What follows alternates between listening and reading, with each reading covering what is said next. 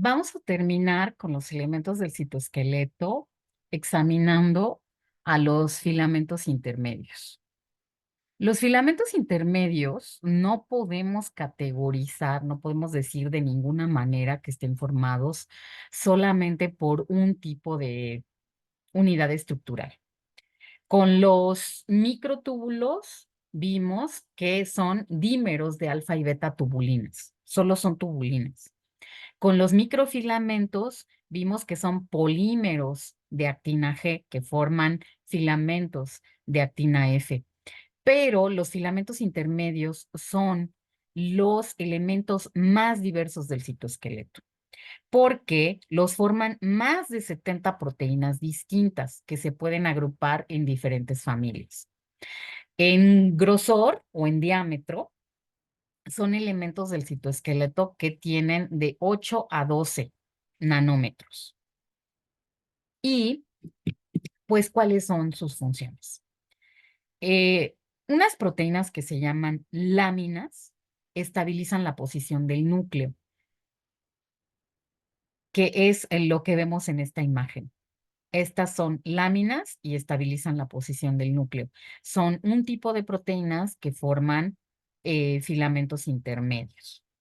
En los epitelios están muy relacionados en el contacto con las células vecinas o con la matriz extracelular, que es otro tema que vamos a ver más adelante. Y si son neurofilamentos, los filamentos intermedios, entonces estabilizan a los axones y en los axones son los neurofilamentos más abundantes que la actina. No se los dije en la parte de microfilamentos, pero la actina es la proteína intracelular más abundante en los mamíferos. La proteína intracelular más abundante en los mamíferos es la actina. Pero en los axones de las neuronas son más abundantes los neurofilamentos. Los neurofilamentos son los elementos del citoesqueleto más resistentes a la deformación. Forman una especie de cuerdas que son extremadamente resistentes y pues también son de los elementos menos dinámicos del citoesqueleto, son de los que cambian menos y de los que le dan más estabilidad a las células. A diferencia de lo anterior que hemos visto, los monómeros de los filamentos intermedios de las proteínas, que pueden ser que son más de 70, no tienen actividad enzimática, o sea, no son ni ATPasas ni GTPasas, no tienen polaridad, eso quiere decir que no vamos a encontrar aquí un extremo más y un extremo menos, tampoco tienen proteínas motoras asociadas. Sí que tienen proteínas que se asocian a ellos, a los filamentos intermedios, pero no tienen proteínas motoras asociadas. Aquí no hay cinesinas, dineínas ni miosinas. Y están formados por proteínas fibrosas. En el caso de los otros dos elementos del citoesqueleto, los microtúbulos y los microfilamentos, la actina G es una proteína globular y las tubulinas también son proteínas globulares. Entonces, ¿qué sí caracteriza a los filamentos intermedios? Los filamentos intermedios, todas esas proteínas que dijimos que son más de 70 y que son muy diversas, son proteínas filamentosas. Tienen una porción central, alfa hélice, que está muy conservada. Eso quiere decir que todos la tienen. Y esa parte central es fibrosa y tienen dos extremos variables. Y esos extremos variables son característicos de cada proteína, no son iguales. Entonces, vamos a tener algo así como esto. Un extremo central que es fibroso, que tiene forma de o disposición de alfa hélice, entonces mejor lo hago bien. Si tiene disposición de alfa hélice, pues entonces sería algo así. Y los extremos, pues pueden ser muy variables entre una proteína y otra. Los filamentos intermedios pueden estar o no presentes en todas las células eucariotas. Por ejemplo, los filamentos intermedios nucleares que le dan estabilidad y soporte al núcleo están en todas las células eucariotas y esos, como ya dijimos, se llaman láminas. Están hechos de unas proteínas que se llaman láminas. Y los filamentos citoplásmicos, que están en el citoplasma de las células, son característicos de cada célula. No nos vamos a encontrar los mismos filamentos intermedios en una célula epitelial que en una célula muscular o en una neurona. Ahora, ¿cómo se clasifican los filamentos intermedios?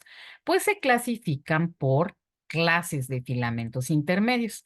Aquí los tenemos agrupados en 5 clases que están denominadas con números romanos. Entonces, tenemos a las queratinas. Las queratinas son características de epitelios muy presentes en la piel. Entonces tenemos queratinas ácidas y queratinas básicas. Estas se presentan básicamente en el tejido epitelial y sirven para dar integridad y fuerza a los epitelios. Entonces, hacen estas queratinas hacen una interacción con uniones celulares. Las uniones celulares se llaman desmosomas si son entre una célula y otra célula y se llaman hemidesmosomas si son entre una célula y la matriz extracelular. Entonces, los desmosomas se forman entre una célula y otra, digamos más o menos así, y le dan continuidad a los elementos del citoesqueleto, a los filamentos intermedios, y los hemidesmosomas se forman entre la célula y la matriz extracelular, que ya veremos la matriz extracelular. En el grupo o en la clase número 3 tenemos desmina y bimentina. Entonces, las desminas y bimentinas son características de tejido muscular. Tienen que ver con la organización estructural de las sarcómeras, que recuerden que son las unidades estructurales y funcionales de los músculos. Y están en unas células que se llaman, que vamos a ver hasta el final de los finales del curso, que se llaman células intersticiales de Cajal. Los neurofilamentos que están en la clase número 4 pueden ser neurofilamentos ligeros, medios y gruesos y son característicos, como su nombre lo indica, neurofilamentos, filamentos intermedios de neuronas y sirven para organizar a los axones, son característicos de las neuronas. Y tenemos a las láminas, que son láminas de tipo A, de tipo B y de tipo C, y esas sirven para la organización del núcleo. Entonces, vean que las clases 1, 2, 3 y 4, voy a borrar todo lo que puse antes para que no se confundan. Todas estas, la 1, la 2, la 3 y la 4, se clasificarían entonces como filamentos intermedios de tipo citoplásmico, que son característicos de cada célula. Y aquí tenemos a las láminas, que son la clase 5, que son filamentos intermedios que se encuentran en todas las células eucariotas, porque todas las células eucariotas tienen núcleo. Bueno, aquí vemos ejemplos de la estructura base de las proteínas de filamentos intermedios. Miren, aquí está la porción alfa hélice central de las queratinas, de la bimentina, de los neurofilamentos y de las láminas, por ejemplo, que esta no está tan, aquí tiene una cosita. Pero bueno, es la porción característica. Y pues los extremos variables que tienen cada una de estas proteínas. Ahora, ¿cómo se organiza un filamento intermedio?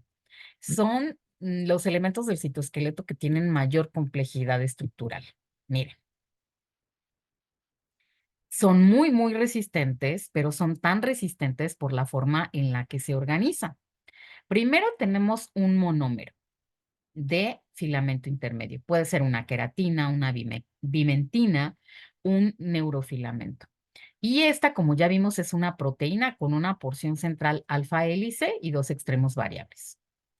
Luego, estos estos monómeros se organizan en forma de dímeros que son paralelos. Y ahí sí tendríamos, miren, aquí tenemos, por ejemplo, un dímero. Y como son paralelos, los extremos aminoterminales de la proteína y los extremos carboxiloterminales de las proteínas quedan del mismo lado. Entonces aquí sí tendríamos algo de polaridad, si se quedaran así. Pero estos dímeros luego se organizan en tetrámeros, pero los tetrámeros son antiparalelos y escalonados.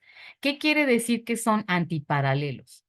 Que el extremo carboxilo terminal de este dímero se asocia con el extremo amino terminal del otro dímero y el extremo amino terminal de este dímero se asocia con el extremo carboxilo terminal del otro. Y así se pierde la polaridad. En el tetrámero se pierde la polaridad. Una vez que ya tenemos estos tetrámeros escalonados y unidos de forma antiparalela, voy a borrar lo que marqué antes. Imagínense que aquí se une otro tetrámero y por acá se une otro tetrámero y así es como va formándose una hilera de tetrámeros y tenemos un protofilamento. Y 4 protofilamentos forman una protofibrilla y 4 protofibrillas trenzadas, que serían 16 protofilamentos, forman un filamento intermedio que tiene una forma de cuerda. Entonces, fíjense, aquí tenemos, voy a borrar esto nuevamente. Aquí está resaltado un tetrámero. Y entonces las protofibrillas están formadas por hileras de tetrámeros. Aquí habría un tetrámero, aquí otro, aquí otro, aquí otro, aquí otro, aquí otro, y así sucesivamente.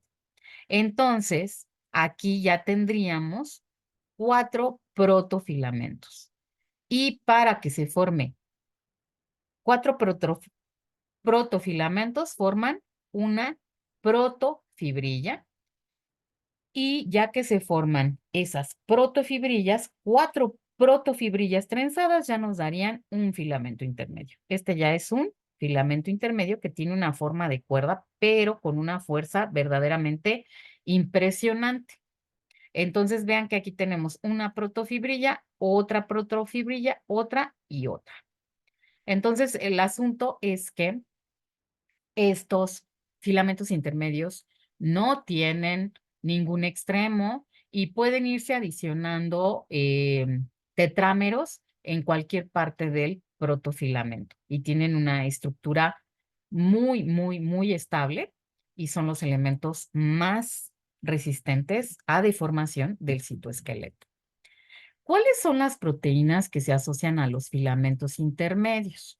Las proteínas que se asocian a los filamentos intermedios se llaman plectinas y desmoplaquinas.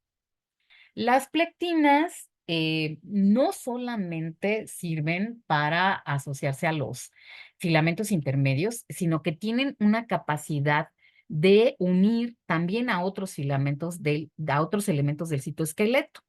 Entonces, las plectinas son proteínas diméricas que tienen también sitios de unión para microfilamentos o para microtúbulos. Y por supuesto también para filamentos intermedios. Entonces las plectinas son más que proteínas asociadas a filamentos intermedios porque sirven para como integrar a todos los elementos del citoesqueleto, asociarlos. Y otras pues son las desmoplaquinas. Entonces aquí tenemos la estructura de las lectinas y aquí se observa cómo están asociando a elementos del citoesqueleto. Entonces vean que la plectina es de color azul y de color amarillo. Los microtúbulos aquí están resaltados en rojo y los filamentos intermedios en naranja. Entonces vean las plectinas en azul que están asociando, por ejemplo, aquí en este caso, a microtúbulos con filamentos intermedios. A ver, voy a utilizar otro color, voy a utilizar un amarillo y voy a quitar todo lo que he rayado hasta el momento para que se note.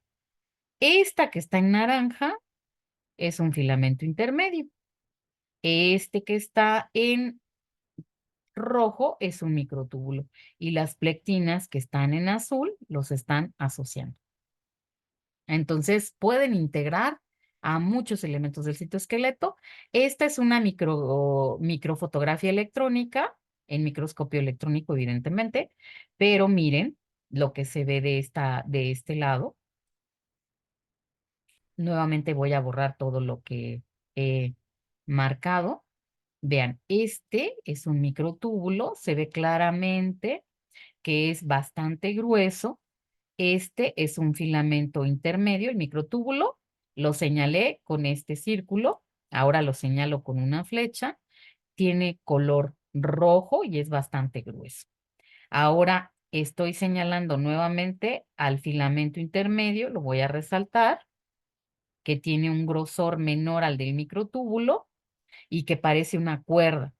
Y entonces vean que las plectinas están de color azul y de color amarillo. Y bueno, aquí los filamentos, seguramente este citoesqueleto de actina por la disposición que tiene, porque parecen dos filamentos de actina entrelazados y entonces las plectinas están de color azul. Y pues para eso sirven las plectinas, para asociar a todos los elementos del citoesqueleto. ¿Qué les quiero contar más de los filamentos intermedios? Pues aquí vemos la estructura de estas uniones de las que ya les había hablado, que se llaman desmosomas. Y vean cómo aquí tenemos al, la membrana plasmática, de aquí para acá sería la célula A y acá tenemos a la célula B.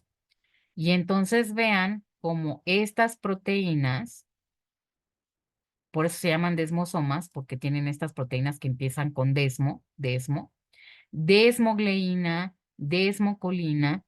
Entonces, estas forman desmosomas, son proteínas transmembranales que tienen una buena parte en el espacio extracelular y se asocian entre ellas. Pero a través de estas proteínas, estos son filamentos intermedios. Miren, filamentos intermedios, filamentos intermedios, y esto estaría siendo una suerte de continuidad de los filamentos intermedios entre una célula y otra. Y esto le da mucha fuerza a los epitelios, a la piel, y le da mucha fuerza a las células de músculo cardíaco. Le da mucha fuerza. Son células que experimentan mucho estrés mecánico y es muy importante que estas asociaciones del citoesqueleto con la membrana plasmática se lleven a cabo.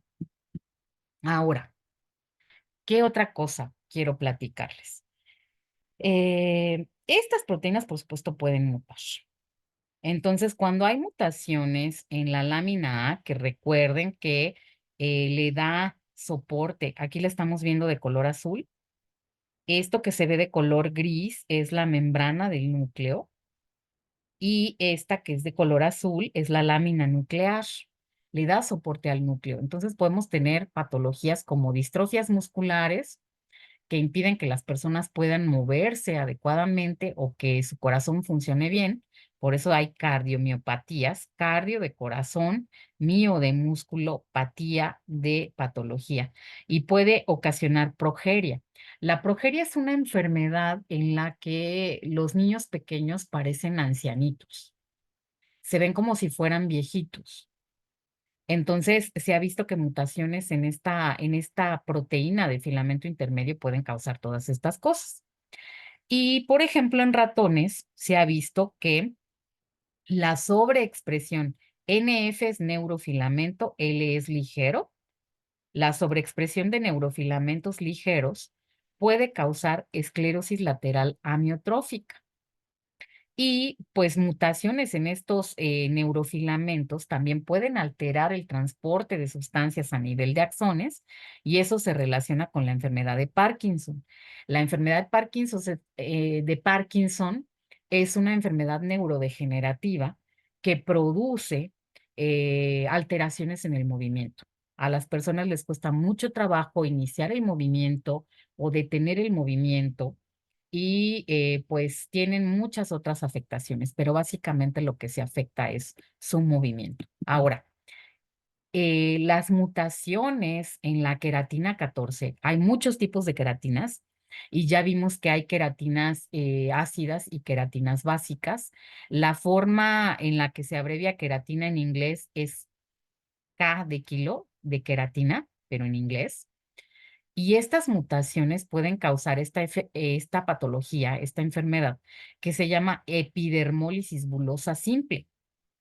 Y lo que le pasa a las personas es que como no se forman sus filamentos de intermedios de queratina adecuadamente, no se pueden formar los desmosomas de manera adecuada y cualquier estrés mecánico les ocasiona la formación de ampollas, como en este niño o niña, en este infante que vemos aquí. Y es una enfermedad pues terrible. Y pues básicamente eso es lo que les quería contar de los filamentos intermedios. Y pues ya solamente me restará eh, ponerles un video que a mí me gusta mucho acerca de citoesqueleto para que vayan viendo como en movimiento lo que les platiqué. Espero que no los haya aburrido demasiado y que haya sido clara en mi explicación. Muchas gracias por su atención.